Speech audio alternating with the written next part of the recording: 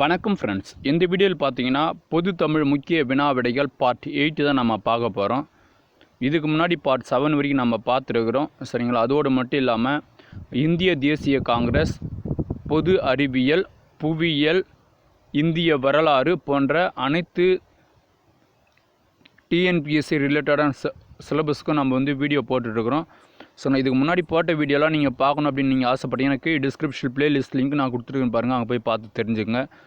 சரிங்களா. அதே மாதிரி பார்த்தீங்க அப்படின்னா வயது கணக்குகள் மொத்தம் 5 வீடியோ போட்டுருவோம். எல்லா எப்படி கேட்டாலும் கட்டாயம் நீங்கள் ஆன்சர் பண்ணுறீங்க. அதுவும் பார்த்தீங்கன்னா வெறும் 20 இல்லை 30 செகண்டிலே, சரிங்களா.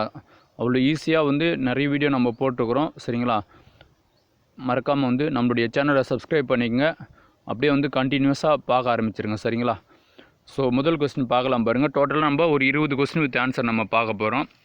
உபகாரி என்பதன் பொருள் யாது அப்படின்னா வள்ளல், சரிங்களா. உபகாரம் பண்ணுறவங்கள என்னென்னு சொல்லுவோம், அந்த டைமுக்கு வள்ளல் அப்படின்னு நம்ம சொல்லுவோம், சரிங்களா. உபகாரி என்பதன் பொருள் என்ன அப்படின்னா வள்ளல். முல்லைக்கு தேர் தந்தது மழை மேகத்தை விட புகழ்பெற்றவன் யார் அப்படின்னு கேட்குறாங்க, சரிங்களா. வள்ளல் வேல்பாரி அப்படின்னு சொல்கிறாங்க, சரிங்களா. அதாவது முல்லைக்கு தேர் தந்த மழை மேகத்தை விட புகழ்பெற்றவன் யார் அப்படின்னு கேட்குறாங்க, வள்ளல் வேல்பாரி. மூன்றாவது கொஸ்டின், புலவரின் சொல்லுக்காக தன் தலையையே தர துணிந்தவன் யார் அப்படின்னா குமணன் வள்ளல், சரிங்களா. அதாவது மொத்தம் நம்மளுக்கு தெரிஞ்சு பார்த்தீங்கன்னா மொத்தம் 7 வள்ளல்கள் அப்படின்னு நம்ம சொல்லுவோம், சரிங்களா. இன்னும் 2 பேர் இருக்கும், சரிங்களா. அதில் குமணன் வள்ளல் ஒருத்தர், சரிங்களா. ஸோ புலவரின் சொல்லுக்காக தன் தலையையே தர துணிந்தவன் யார் அப்படின்னா குமண வள்ளல், சரிங்களா. நெக்ஸ்ட் பார்த்தோம் அப்படின்னா பகுத்தறிவு கவிராயர் என்று புகழப்படுபவர் யார் அப்படின்னா உடுமலை நாராயண கவி. பகுத்தறிவு கவிராயர் என புகழப்படுபவர் யார் அப்படின்னு கேட்டோன்னா உடுமலை நாராயண கவி. ஐந்தாவது கொஸ்டின், பகைவரை வெற்றி கொண்டவரை பாடும் இலக்கியம் எது அப்படின்னா பரணி, சரிங்களா. பகைவர் பரணி அப்படியே ஞாபகம் வச்சு கொண்டு தான். பகைவரை வெற்றி கொண்டவரை பாடும் இலக்கியம் எது அப்படின்னா பரணி. மொழியின் உயிர் நாடியாக விளங்குவது பேச்சு மொழி.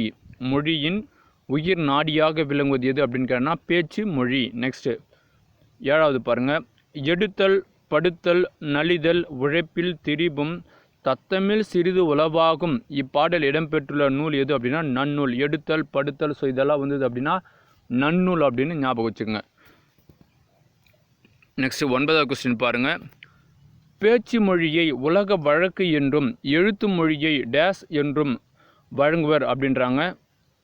அதாவது இலக்கிய வழக்கு, பேச்சு மொழியை உலக வழக்குன்னு, எழுத்து மொழியை இலக்கிய வழக்குன்னு சொல்கிறாங்க.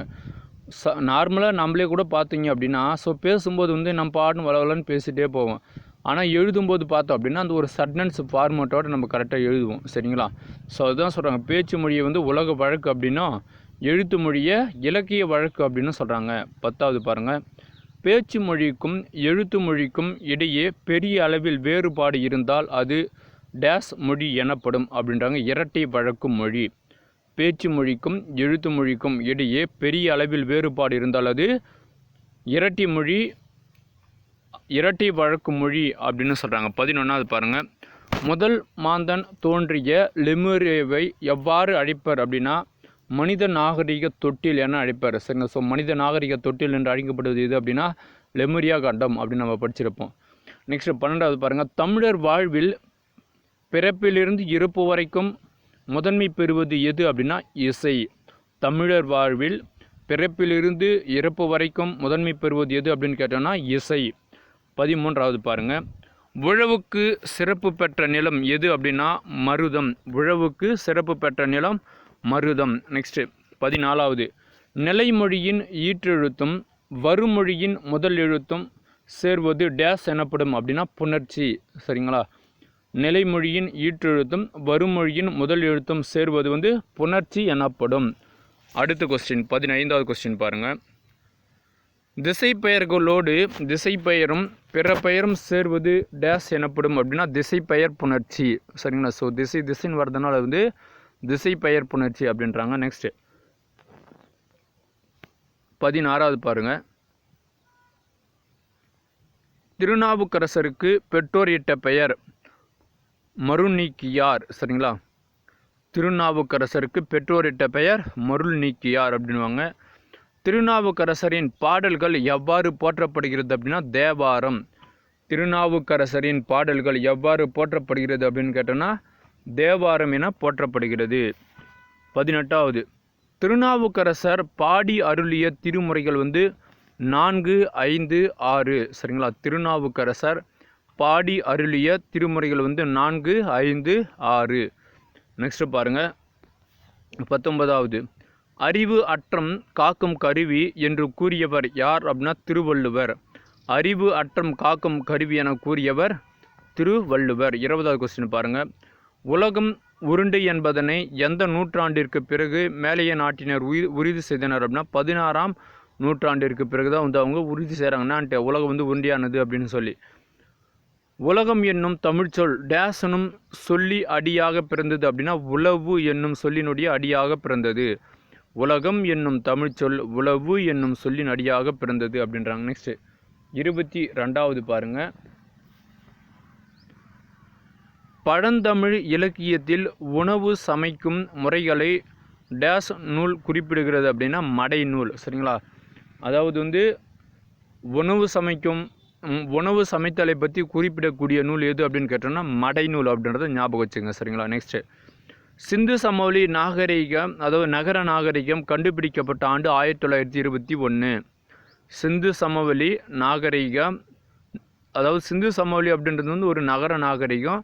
அது எப்போ கண்டுபிடிச்சாங்க அப்படின்னு பார்த்தீங்க அப்படின்னா 1921. நெக்ஸ்ட்டு 24வது பாருங்கள், உருமிட துதவா உவர்நிலம் என்று டேஸ் பாடலின் வரிகள் புலப்படுத்துகின்றன அப்படின்னா புறநானூற்று பாடல்கள் தான் சொல்லுது சரிங்களா. என்னன்னு சொல்லுது, உரிமிட துதவா ஒவ்வொரு நிலம் சரிங்களா.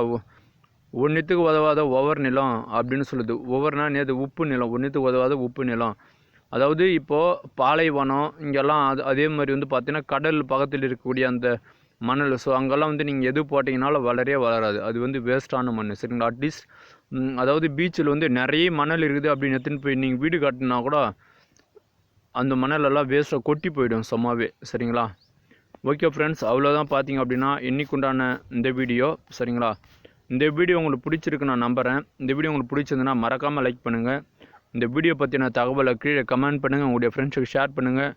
இது வரைக்கும் நம்மளுடைய லோக்கல் தமிழ் டிஎன்பிஎஸ்சி ஷார்ட்கட் சேனலை சப்ஸ்கிரைப் பண்ணாதுங்க, ப்ளீஸ் சப்ஸ்கிரைப் பண்ணிங்க. அப்படியே பக்கத்தில் இருக்கக்கூடிய பெல் சிம்பலை கிளிக் பண்ணி வச்சுங்க.